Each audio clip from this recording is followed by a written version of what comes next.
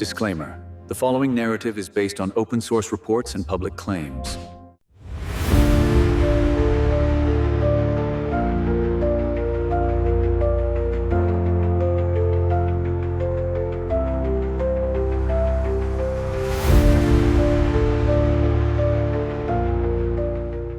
A tense night once again falls over Tel Aviv. Air raid sirens echo across the city. Streetlights fade. Families rush toward underground shelters. And in the sky, flashes from interceptor missiles try desperately to stop an incoming threat, moving at incredible speed. But this time, the threat isn't an ordinary rocket. Iran is reported to have launched the hypersonic Fattah-2 hypersonic missile, a next-generation weapon said to travel up to 15 times the speed of sound. If these reports are accurate, the world may be witnessing one of the most dangerous phases in the ongoing war between Iran and Israel. So what exactly is happening? Can Israel's advanced air defenses still protect its major cities? And how serious is the threat posed by this hypersonic missile? Let's break it down.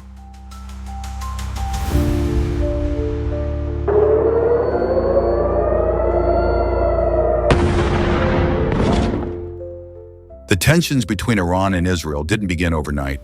For years, the conflict played out mostly in the shadows. Airstrikes in Syria, covert operations, proxy battles across the region. But recently, the situation has shifted dramatically. What used to be a shadow war is now turning into direct military confrontation. Iran has launched waves of long-range missiles. Israel has responded with airstrikes targeting locations believed to be connected to Iranian military infrastructure. And for the first time in this conflict, major Israeli cities are facing a much more serious threat. One of them is Tel Aviv. As Israel's economic and technological hub, Tel Aviv is home to millions of people and critical infrastructure. Any successful strike there would carry not only military consequences, but also enormous psychological and economic impact.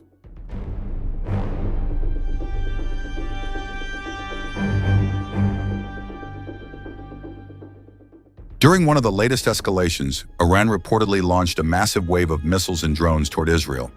The attack unfolded in several stages. First came long-range drones. These drones are often used as decoys, forcing air defense systems to activate and reveal their positions. Then came the second wave. Dozens of ballistic missiles were launched toward Israeli territory. Within minutes, the night sky filled with bright streaks of interceptor missiles attempting to destroy the incoming threats. Israel's air defense systems went into full operation. But according to several reports, not every missile was intercepted. Some reportedly reached Israeli territory, triggering explosions and sending emergency crews rushing to the affected areas.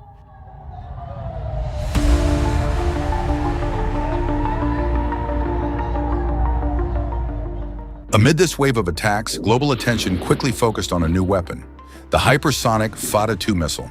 Iran previously unveiled this missile as part of its next-generation strategic weapons program.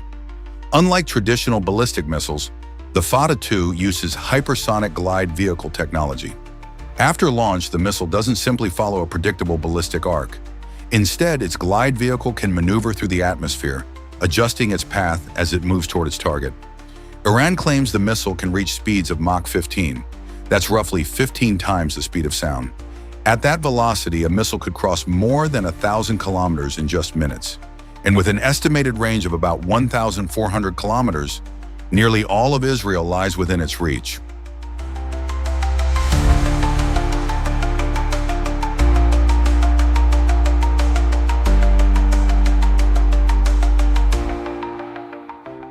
Israel is widely known for operating one of the most sophisticated air defense networks in the world. This defense system works in several layers.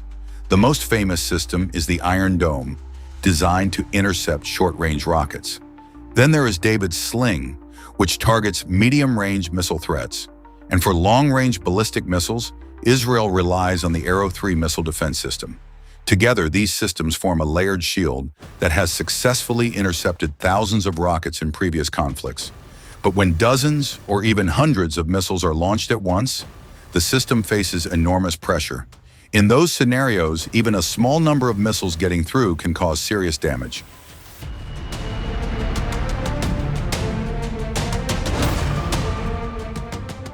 When the air raid sirens sound in Tel Aviv, life in the city instantly stops. Public transportation halts. Security alerts spread rapidly. Families run toward bomb shelters. Explosions reported in several areas have triggered emergency responses across the city. Firefighters, paramedics, and rescue teams rush toward impact zones. In modern warfare, even when military targets are the intended objective, the effects often spill into civilian life. Fear spreads quickly. People wait anxiously for news, and the uncertainty of another incoming strike hangs over the city.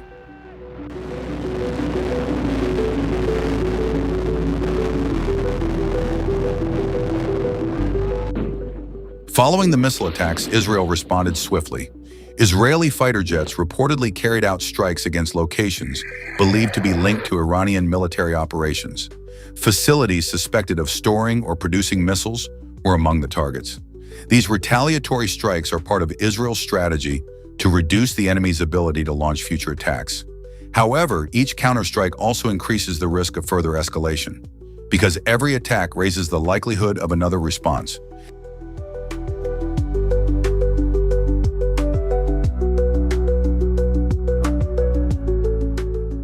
Many military analysts now warn that the conflict could expand.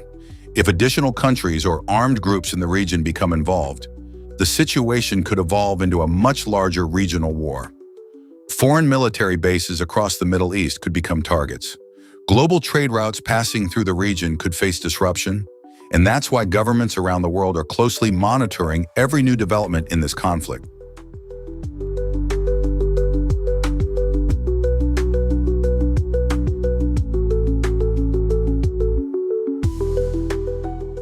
The war between Iran and Israel has now entered a far more dangerous phase.